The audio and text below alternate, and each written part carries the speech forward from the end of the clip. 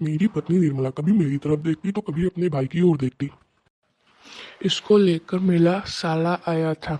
नौकर रखना कई कारणों से जरूरी हो गया। मेरे सभी भाइयों, रिश्तेदारों और अच्छे ओहदे पर थे और उन सभी के यहाँ नौकर थे। जीजा जी, यह एक नेपाली है जिसका गांव नेपाल और बिहार की सीमा पर है। उसका बाप युद्ध में मारा गया और इसकी माँ सारे परिवार का भरण पोषण करती है। माँ इसकी बहुत गुस्से वाली और इसको बहुत मारती है। माँ चाहती है कि लड़का घर का काम में हाथ बढ़ाए, जबकि ये पहाड़ और जंगलों में पेड़ों पर चढ़ के घोंसलों में हाथ डालकर उनके अंडे तोड़ा फोड़ा करता था। तुम्हारा नाम क्या है जी? मैंने पूछा। बहादुर धीरे धीरे घर के सारे काम करने लगा। वह घर की सफाई करता, कमरों में पोछा लगाता, अंगीठी जलाता, चाय बनाता और पिलाता। जब मैं दफ्तर से आता तो घर के सब लोग एक एक कर अपनी दिनचर्या मुझे सुनाते। वह भी मेरी ओर देखकर मुस्कुराता और कहता, बाबूजी, बहन जी का एक सहेली आया था, या बाबूजी भैया सिनेमा गए थे। मैं बोली, बहादुर तुमको अपनी माँ की याद नहीं आती? नहीं आती। ऐसा क्यों? वो मारती क्यों थी? इतना कहकर वो खूब हंसता है, जैसे मार खाना खुशी की बात हो। तब तुम अपनी माँ के पास पैसे भेजने को क्यों कहते हो?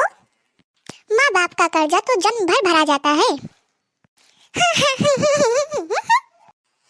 मैंने उसे एक फटी पुरानी चटाई दी और घर की एक चादर दी।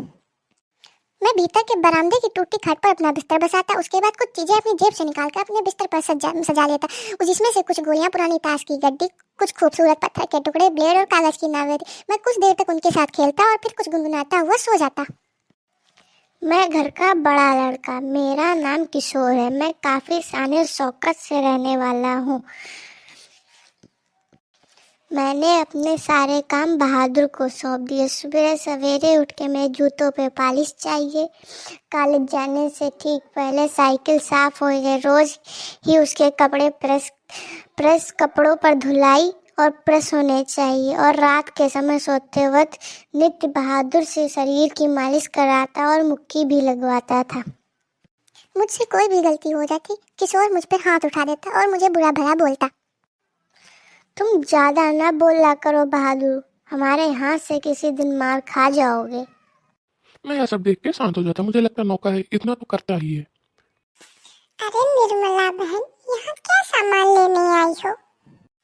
बहन बस घर का राशन लेने आई थी। सुना है तुम्हारे घर पर नौकर है, तुम उसकी बहुत देख रेख करती हो। हाँ बहन, है बहादुर नाम है उसका। नौकरों को ज्यादा देख रेख नहीं करनी चाहिए, सर पर चढ़ जाते हैं। ऐसा करो, उसको कह दो वो अपनी रोटी खुद सेका करे, तुम ना सेका करो उसकी रोटी। मेरा भी दिमाग ठनका। मैंने आज शाम को बहादुर के लिए रोटी नहीं सेकी। मालकिन, आज मेरे लिए रोटी नहीं बनी क्या? नहीं, अब तुम अपनी रोटी खुद से बनाओगे। यह सुनकर मैं उदास हो गया। फिर मैंने अपने हाथ से अपनी रोटियां सेकी और खा के सो गया। आज मेरे रिश्तेदार मेरे घर आए थे। वो मेरी पत्नी के मिलने वाले थे, दूर के रिश्तेदार। और बहन कैसी हो? बड़े दिन बाद आई।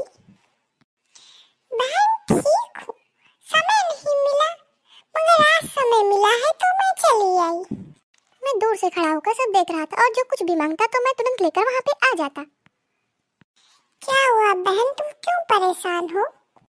कुछ नहीं बहन, 11 रुपए साड़ी के पल्लू में बांध कर लाई थी, यही चारपाई पे रख दिए। सोचा था 4 रुपए की मिठाई ले लूंगी और बाकी पैसे बच्चों को दे दूंगी। रास्ते में कोई ढंग की दुकान नहीं दिखी तो मैं यहीं चली आई।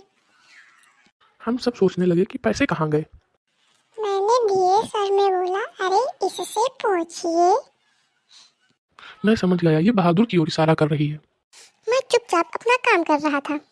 बहादुर, मैंने कड़े स्वर में कहा। जी बाबूजी। इधर आओ। मैं आकर खड़ा हो गया। तुमने यहाँ से रुपए उठाए हैं? नहीं बाबूजी, मैंने निर्भय होकर कहा। ठीक ठीक बताओ, मैं बुरा नहीं मानूंगा। नहीं बाबूजी, मैं लेता तो बता देता। तुम यहाँ खड़े नहीं थे, फिर तेजी से बाहर चले गए। देखो भैया, सच सच बता दो, मिठाई खरीदने और बच्चों को देने के लिए रुपए रखे थे। मैं तो बुरी तरह फंसी। अब वापस जाने और रिक्शे वाले को पैसे देने तक के भी पैसे नहीं है। मैं तो बाहर नमक लेने गया था। सच सच बता बहादुर, अगर नहीं बताएगा तो आज बहुत पीटूंगा और पुलिस के हवाले कर दूंगा। मैं चिल्ला पड़ा।